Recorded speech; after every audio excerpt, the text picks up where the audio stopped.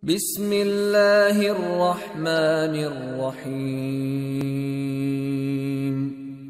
Inna a'tainakal kautsar fasalli lirabbika wanhar inna shani'aka huwal abtar. Assalamualaikum warahmatullahi wabarakatuh. Alhamdulillah wa syukrillah. Wassalatu wassalamu ala rasulillah Sayyidina Muhammad ibn Abdullah wa ala alihi wa sahbihi wa mawala amma ba'd. Apa kabar semuanya? Alhamdulillah. Semoga sehat selalu dan dalam lindungan Allah subhanahu wa ta'ala. Salawat dan salam kita haturkan keharibaan baginda Rasul Muhammad sallallahu alaihi wasallam. Hadirin yang berbahagia, adik-adik sekalian yang tercinta. Pada pertemuan kita kali ini kita akan belajar pendidikan agama Islam kelas 9 dengan materi tentang akikah dan kurban. Sebelum memulai pembelajaran, kita awali dulu dengan berdoa kepada Allah Subhanahu wa taala.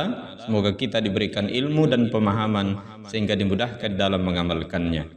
A'udzubillahi minasyaitonirrajim. Bismillahirrahmanirrahim. Allahumma inni as'aluka ilman nafi'a wa rizqan thayyiba wa amalan mutaqabbala. Ya Allah, sungguh aku memohon kepadamu ilmu yang bermanfaat, rizki yang baik dan amal yang diterima. Amin ya rabbal alamin. Adapun tujuan pembelajaran, setelah mengikuti proses pembelajaran siswa dapat yang pertama memahami pengertian akikah dan kurban dengan benar. Yang kedua memahami hukum pelaksanaan akikah dan kurban dengan benar. Yang ketiga memahami ketentuan-ketentuan akikah dan kurban dengan baik. Yang keempat memahami hikmah pelaksanaan akikah dan kurban dengan baik. Akikah. Tahukah kalian apa pengertian akikah?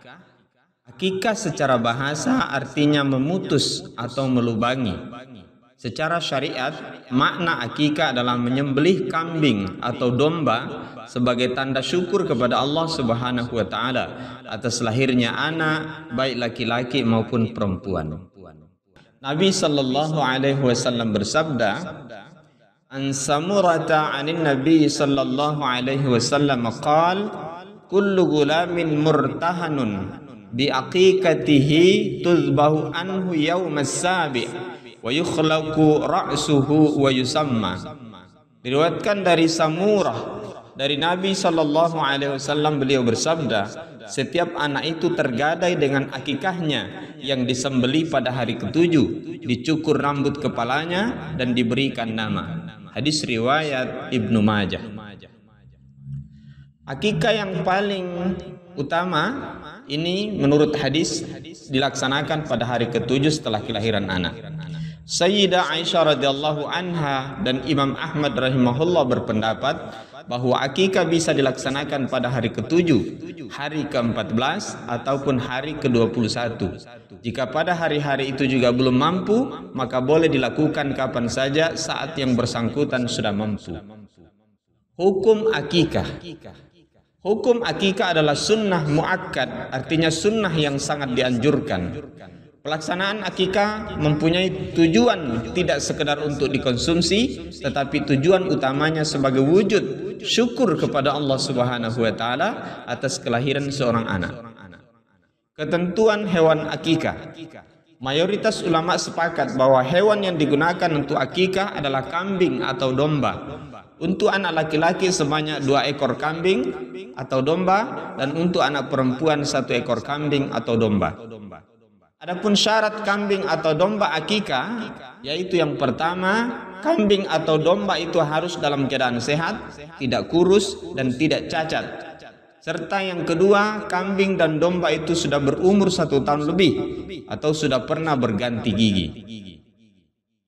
Pembagian daging akikah. Ketentuan pembagian daging akikah berbeda dengan pembagian daging kurban.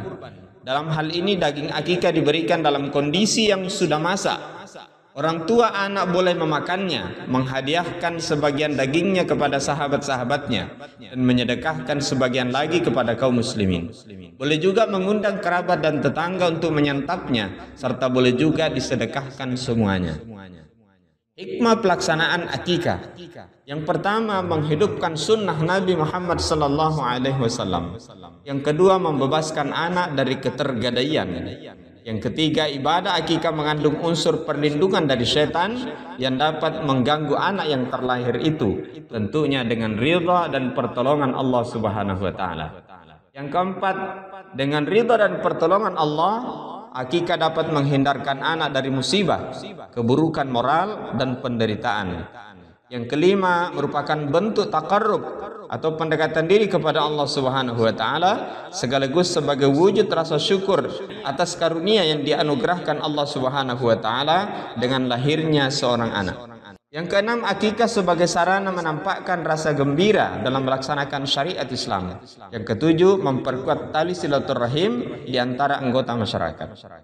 Kurban. Dalam istilah ilmu fikih, hewan kurban biasa disebut dengan nama al-udhiyah yang bentuk jamaknya al-adahi.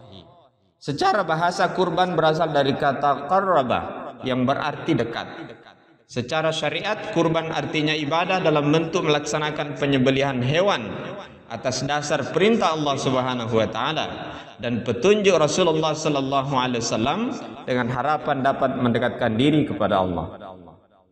Dalil nakli tentang berkurban.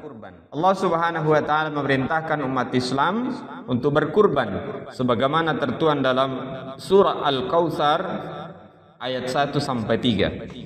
A'udzu billahi minasy syaithanir rajim. Bismillahirrahmanirrahim. Inna a'tainakal kautsar fasalli li rabbika wanhar inna syani'aka huwal abtar. Sesungguhnya kami telah memberikan kepadamu nikmat yang banyak, maka dirikanlah salat karena Tuhanmu dan berkurbanlah. Sesungguhnya orang-orang yang membenci kamu dialah yang terputus. Hukum berkurban. Pelaksanaan kurban hukumnya sunnah muakkad, artinya sangat dianjurkan.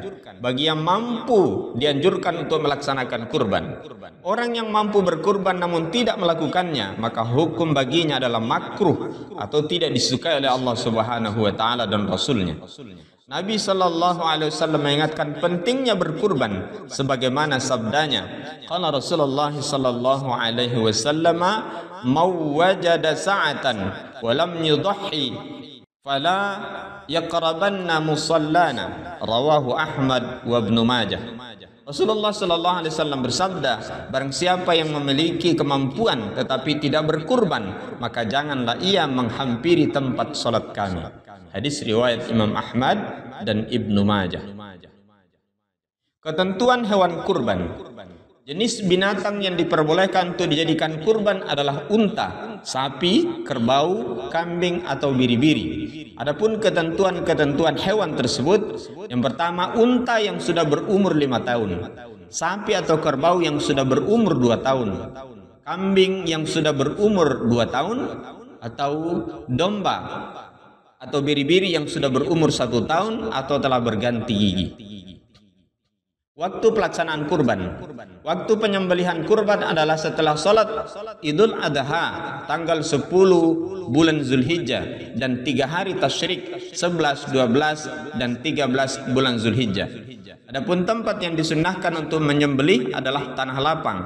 Tujuannya adalah dalam rangka memberitahukan kepada kaum muslimin bahwa kurban sudah boleh dilakukan dan untuk mengajari kaum muslimin tata cara berkurban yang benar. Orang yang berkurban atau sahibul kurban disunnahkan untuk menyembelih hewan kurbannya sendiri, namun boleh diwakilkan kepada orang lain. Pembagian daging kurban. Daging kurban dibagi kepada fakir miskin dalam keadaan masih mentah, belum dimasak. Apabila orang yang berkurban sahibul kurban menghendaki, dia boleh mengambil daging kurban itu maksimal sepertiganya. Hikmah pelaksanaan kurban. Yang pertama, menghidupkan sunnah Nabi sallallahu alaihi wasallam terdahulu, khususnya sunnah Nabi Ibrahim alaihissalam. Yang kedua, untuk mendekatkan diri atau taqarrub ila Allah Subhanahu wa taala. Yang ketiga, menghidupkan makna takbir di hari raya Idul Adha dari tanggal 10 hingga 13 Zulhijjah. Yang keempat, kurban mengajarkan kepada kita untuk bersikap dermawan, tidak rakus dan tidak kikir. Yang kelima, berkurban mendidik kita untuk peduli kepada sesama. Dan yang keenam, mendidik kita untuk membunuh sifat kebinatangan dalam diri sahibul kurban. Hadirin yang berbahagia, adik-adik sekalian yang tercinta, demikian materi tentang akikah dan kurban. Jangan lupa like dan subscribe. Semoga bermanfaat untuk kita semua. Akhirul kalam, minallahil musta'an wa alaihi tiklan. Wassalamualaikum warahmatullahi wabarakatuh.